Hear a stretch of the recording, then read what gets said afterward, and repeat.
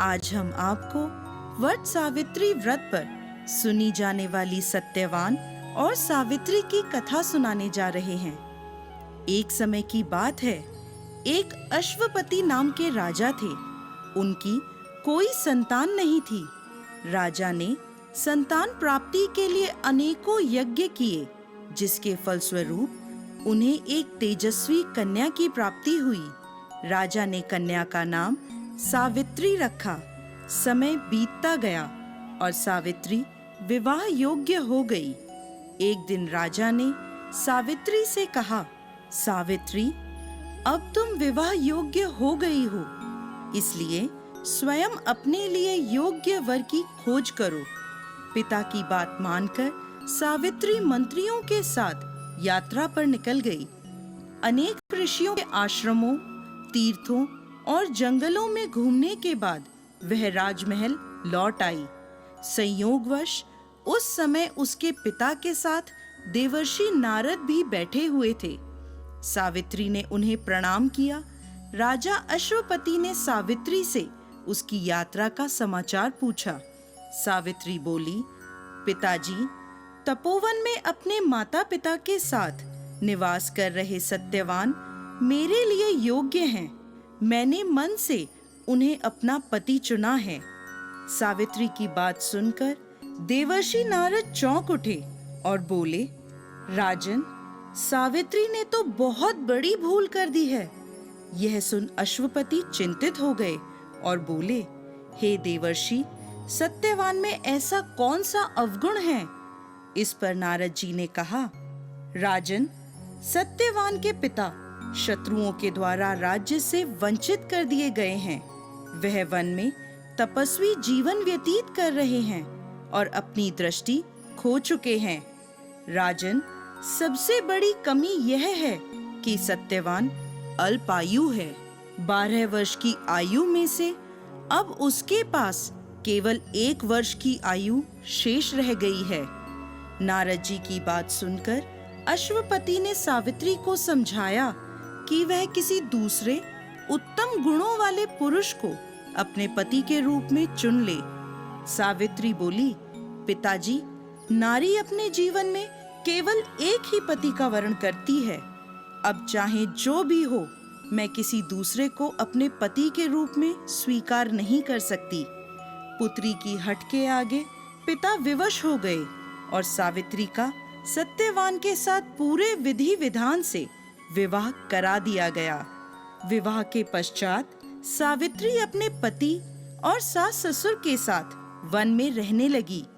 पति और सास ससुर की सेवा अब उसका धर्म बन गया था। जैसे जैसे समय बीतता जा रहा था, सावित्री के मन का भय बढ़ता जा रहा था। नारद जी के कहे अनुसार जब उसके पति की आयु मात्र 4 दिन बची, तब सावित्री ने 3 दिन पहले से व्रत रखना प्रारंभ कर दिया। अंततः वह दिन भी आ पहुंचा जब सत्यवान की मृत्यु निश्चित थी। चौथे दिन जब सत्यवान लकड़ियां लेने वन को जाने लगा, तब सावित्री बोली, हे नाथ, मैं भी आपके साथ वन को चलूंगी। सत्यवान के मना करने पर भी वह सास ससुर की आज्ञा लेकर अपने पति के साथ वन को चली गई। वन में सत्यवान ने जैसे ही पेड़ से लकड़ी काटना शुरू करा, उसके सर में असहनीय पीड़ा होने लगी और वह पेड़ से उतर गया। सावित्री समझ गई कि उसके पति का अंत समय निकट है, अतः उसने अपने पति का सर अपनी गोद में रख लिया। लेटने पर सत्यवान अचेत हो गया। सावित्री चुपचाप आंसू बहाती ईश्वर से प्रार्थना करने लगी। तभी उसे लाल वस्त्र पहने भयंकर आकृति वाला एक पुरुष दिखाई दिया। वह साक्षात यमराज थे। सावित्री बोली, महाराज, आप कौन हैं? यमराज ने उत्तर दिया, सावित्री, मैं यमराज हूँ और तुम्हारे पति के प्राण हरने आया हूँ। सावित्री बोली, प्रभु, सांसारिक प्राणियों को लेने तो आपके दूत आते हैं, क्या कारण है कि आज आपको स्वयं आना पड़ा? यमराज ने उत्तर दिया, सावित्री सत्यवान धर्मात्मा तथा गुणों का सागर है। मेरे दूत इन्हें ले जाने के योग्य नहीं हैं, इसलिए मुझे स्वयं आना पड़ा। ऐसा कहकर यमराज ने सत्यवान के शरीर से प्राणों को निकाला और उसे लेकर वह दक्षिण दिशा की ओर यमलोक को जाने लगे। सावित्री भी उनके पीछे पीछे चल दी। सावित्री को अपने पीछे आता देख यमराज बोले, सावित्री तुम मेरे पीछे कहाँ आ रही हो? सावित्री बोली, मेरे पति जहाँ जाएंगे मैं भी वहीं जाऊंगी, यही मेरा धर्म है।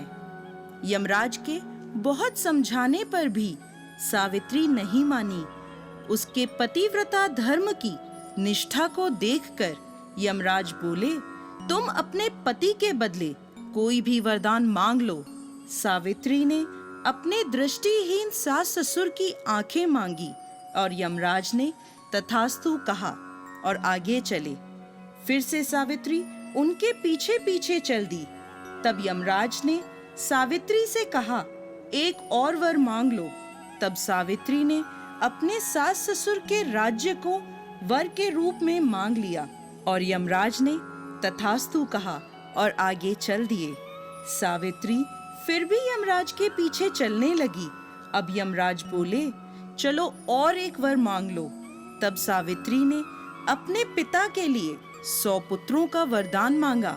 यमराज ने तथास्तु कहकर सावित्री को वापस लौटने को कहा, लेकिन सावित्री नहीं मानी और फिर उनके पीछे चल दी। अब यमराज बोले, सावित्री तुम मुझसे अपने पति के प्राणों के अलावा कोई भी वरदान मांग लो।